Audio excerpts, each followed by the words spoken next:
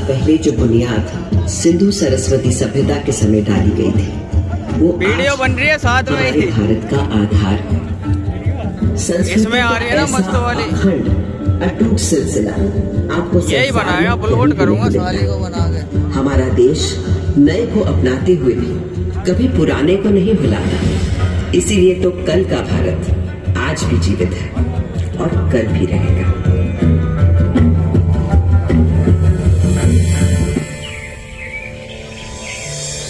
एक और बड़ी विशेषता है मेरे भारत की, सत्य की खोज।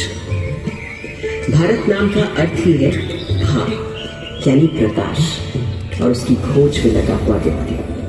प्रकाश यानी सत्य की खोज में केवल योगी, मुनि, ऋषि ही नहीं, सुख सुविधा में पले बढ़े राजा राजकुमार भी किसी से कम नहीं रहे।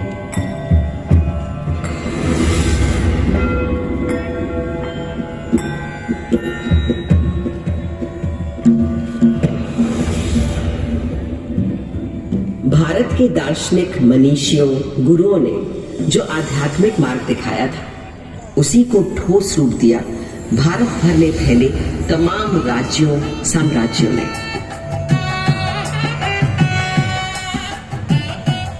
दूसरी तरफ से हमारे अभूतपूर्व वैज्ञानिक, गणितज्ञ, खगोल शास्त्री और वैद्य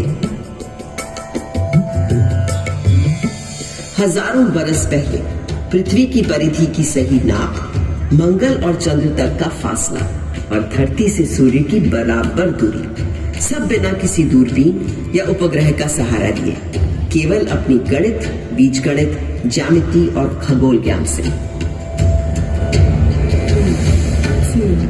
ये उन्हीं पुरातन खगोल शास्त्रियों से मिले संस्कार कि आज भारत अंतरिक्ष अन्वेषण में एक अग्रणी देश है। सहस्त्राब्दियों पहले कणादि आदि गुरु थे अणु को पहचानने वाले। फिर क्या आश्चर्य कि नई दुनिया में अणु शक्ति को साधने वाले देशों में हम हमेशा आगे रहे हैं। योग में तन से मन और मन से आध्यात्म के योग के सूत्र ढूंढने का रहे थे पतंजलि जैसे ऋषि। और आज 21 जून को पूरा विश्व योग दिवस मनाता है। वहीं विद्वान वैद्य मानव शरीर के छुपे हुए राज और हर बीमारी का इलाज खोज रहे थे। सर्जरी की भी शुरुआत इन वैद्यों ने कर डाली थी और कटे अंगों को जोड़ने के लिए प्लास्टिक सर्जरी की है।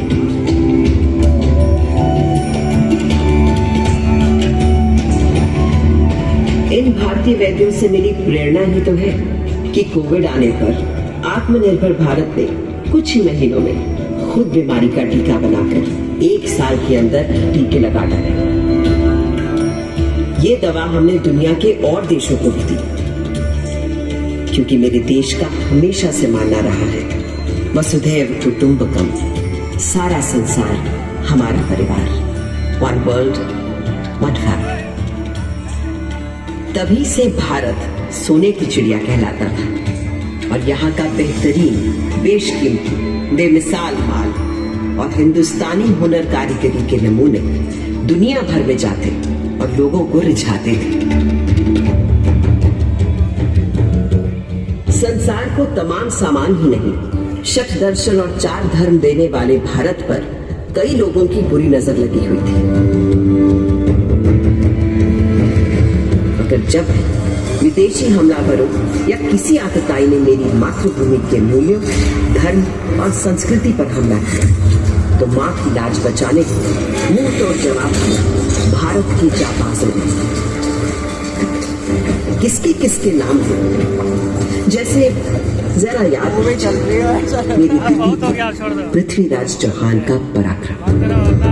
राजा पृथ्वीराज चौहान वीरों में था वीर महान, अजय मेरु से दिल्ली तक फहराता था उसका निशान।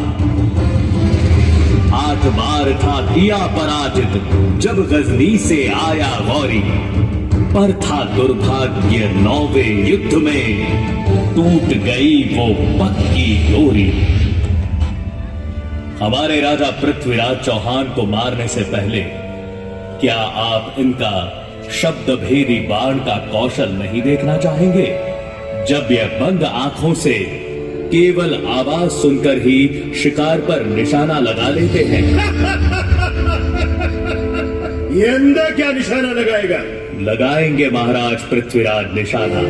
बस आप आज्ञा तो दीजिए और दीजिए इनके हाथ में एक धनुष बाण। चलो ये तमाशा भी देख लेते हैं इस काफिर के मरने से बेहतर। दे दो इस अंधे को ये वाला तीर देख के कमान।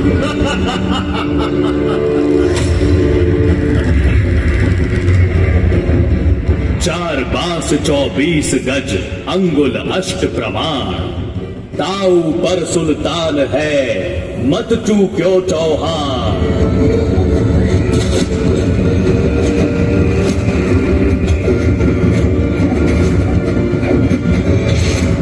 यूं मरकर भी उस राजपूत ने बचा लिया भारत का मान। धिक्कार है उन्हें मरा समझो, कायर जो जिए पिए अपमान।